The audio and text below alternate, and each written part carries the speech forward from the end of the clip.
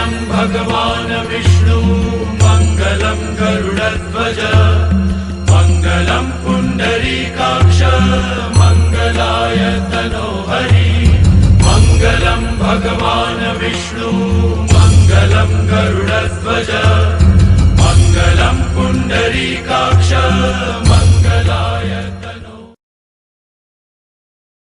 જય પુરુષોત્તમ ભગવાન। વાર્તા 24મી। રૂપનું ગુમાન। એક રાજાને બે રાણીઓ હતી। માનીતી રાણી રૂપનો અંબાર અને અનમાનીતી સીધી સાદી અને શ્યામળી। એવામાં પુરુષોત્તમ માસ આવ્યો। અનમાનીતી રાણીએ વ્રત લીધું। એ તો સવારે વહેલી ઉઠી નદીએ નહાવા નીકળી। રસ્તે જતા એક પીપળો આવ્યો।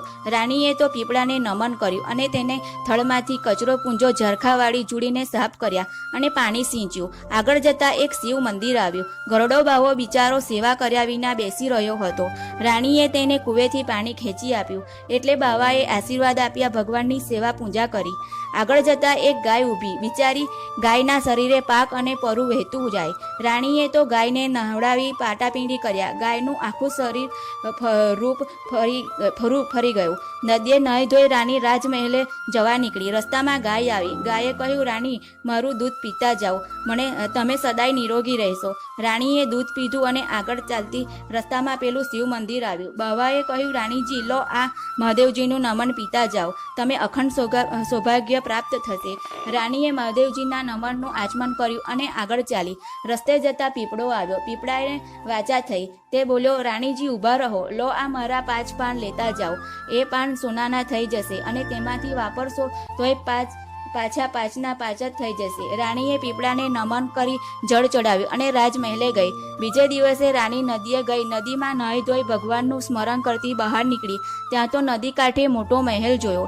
રાણી તો મહેલમાં ગઈ। જઈને જુએ તો સોનાના હિંડોળા, ભગવાન પુરુષોત્તમરાય અને લક્ષ્મીજી ઝૂલે। રાણીએ ભગવાનને નમન કર્યું અને હાથ જોડી ઊભી રહી। ભગવાને પૂછ્યું, બહેન, તારી શી ઈચ્છા છે? તારે જે જોઈએ તે માંગ।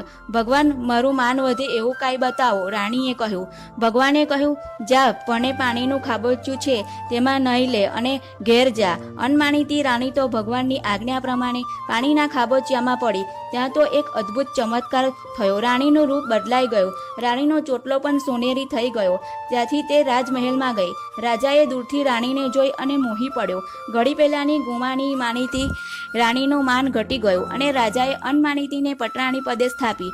2 વર્ષ વીતી ગયા અને ફરી પાછો અધિક માસ આવ્યો। પેલી ગુમાની રાણીએ વ્રત શરૂ કર્યું। રસ્તે જતા પીપળો આવ્યો, વૃદ્ધ બાવો આવ્યો અને રોગિષ્ઠ ગાય આવી, પણ એને કશું ગણકાર્યું નહીં અને નદીએ નહાવા ગઈ। નાહીને જુએ તો નદી કાંઠે સોનાનો મહેલ દીઠો।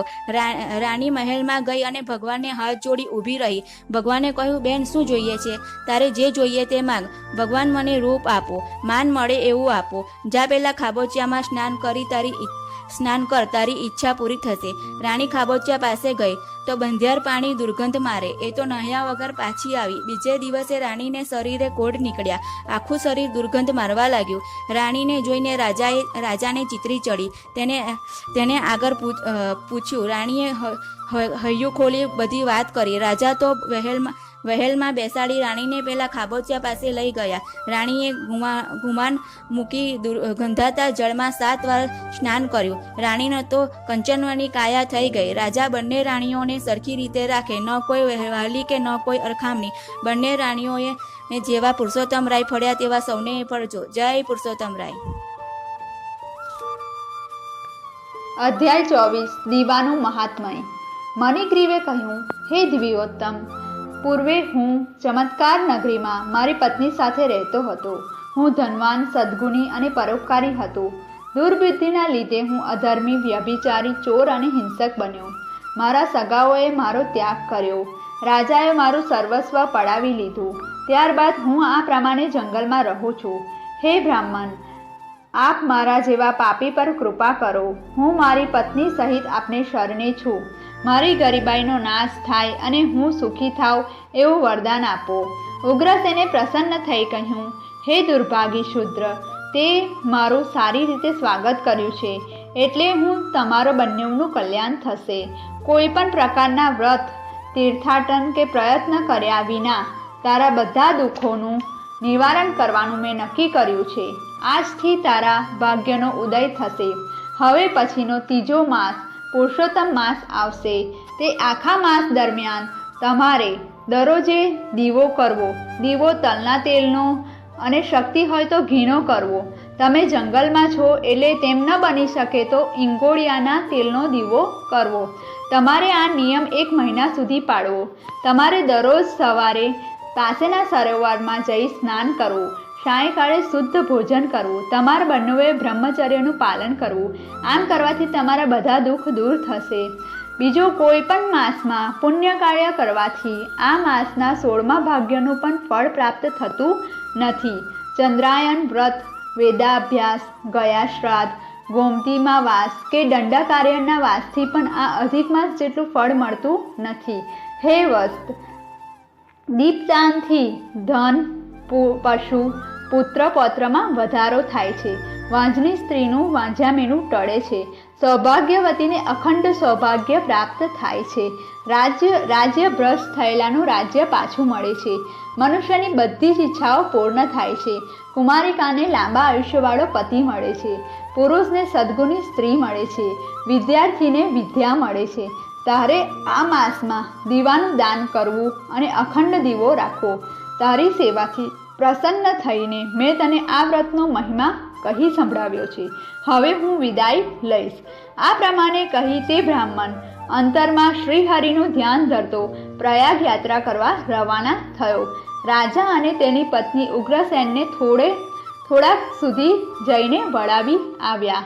આશ્રમમાં પાછા ફરી તેમને ભગવાન પુરુષોત્તમની ભક્તિમાં મન પરોવ્યું. પુરુષોત્તમ માસ આવતા તેમને ઈંગોળિયાના તેલનો દીવો કરવાનો નિયમ રાખ્યો.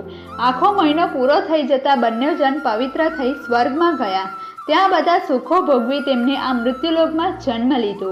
અગસ્ત્ય મુનિ કહેવા લાગ્યા, હે ચિત્રબાહુ, આ મણિગ્રીવ રાજા તે જ તું, તારી પત્ની તે રાણી ચંદ્રકળા. તમે પુરુષોત્તમ માસમાં અખંડ દીવો પ્રગટ રાખ્યો હતો. તેના ફળ સ્વરૂપે તને આ રાજ્ય મળ્યું. ઘી કે તેલનો દીવો કરનારને તેનાથી વધારે પુણ્ય મળે છે. અધિક માસમાં દીપદાનનું આવું અપૂર્વ મહાત્મય છે. આમ કહી મુનિ રાજાને આશીર્વાદ આપી ત્યાંથી ચાલવા લાગ્યા.